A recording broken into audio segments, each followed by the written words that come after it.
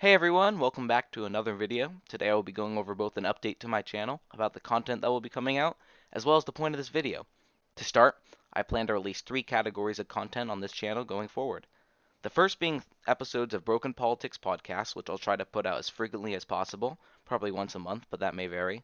The second being videos which I break down and go over issues facing our country, similar to the If It Bleeds It Leads video I posted last week.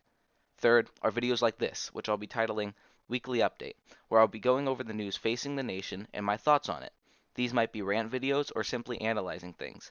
It will depend on what's going on for that particular week, and like the name implies, these will be weekly. Now, on to this week's news.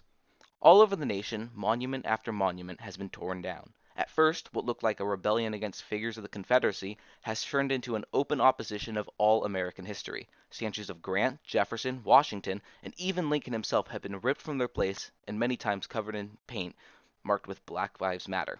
Now, maybe to the people who sit idle while this happens, or even to the people tearing down the monuments themselves, they don't understand the severity of what they're doing. Our country was built on the foundations of patriotism and nationalism. From the very beginning, following our independence from Britain, celebrations, parades, and events span the entire East Coast. To think that we should overtly and violently end these practices that have built this country to where it is now is frankly idiotic. Now, to act as if this ruining of our great nation is new, or something that's just sprung up is wrong. This has been happening for years, decades. But as time has gone on and things have gotten worse, there has been an acceleration.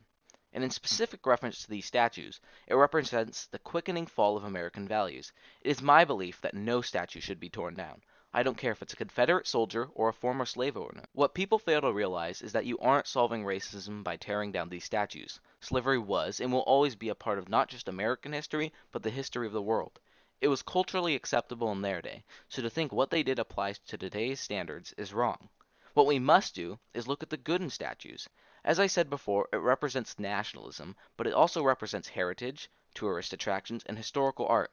These are places where even those who might disagree with the statue bring their kids to learn and interest kids in what America was and how it's come to be. And thinking that people want to tear this all down, statues of our founders, and even alluding to getting rid of Mount Rushmore, is absolutely ridiculous. Disgusting, really. And it's sad that this is where we are. Now, Trump did respond by forcing all cities to protect monuments like that, but days late, and many places, already disheveled, are now voting in favor to get rid of the monuments. Look up what they did to Theodore Roosevelt's statue in New York. It's depressing. And what makes me even sadder is that many people who claim to be patriots and defender of American history refuse to go out and stop what are essentially anarchists. I truly hope that this all ends, that we are able to go back to the America that has pride in their country, but without extreme ideological change or action, things will continue to get worse. Now, on to the second topic of the week, and that is the constant reposting of stories, pictures, etc. on Instagram, but also other social media outlets, that is supposed to raise awareness and call out issues. And though there are valid things to call out, some are outright ridiculous or watered down over time.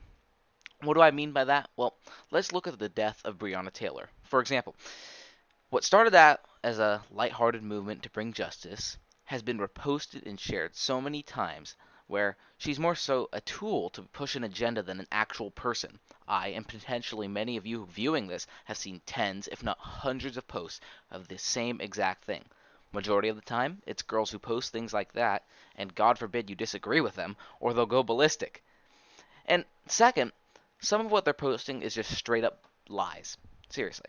There is no white privilege. There is no reason to feel guilty for being white at all, being straight, or what I saw last week about shaming people for posting photos with their family. It's ridiculous.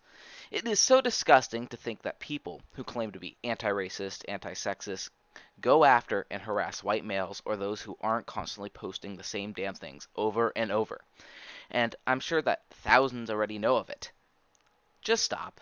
Seriously. Just stop. Stop trying to feel like you're going against the system when in reality mainstream media, large corporations, many metropolitan cities and celebrities back you. That is the system. You are backed by billions in revenue, despite the fact that you claim to be going against the supposed patriarchy or white straight male hierarchy. But that's my rant or weekly update. I'm sure I'll have many who agree and many who don't, but that's completely fine. And feel free to comment or message me with your views. Always keep an open mind, even with strong opinions like this. Working together with all views and ideologies is essential to fixing America. Thank you.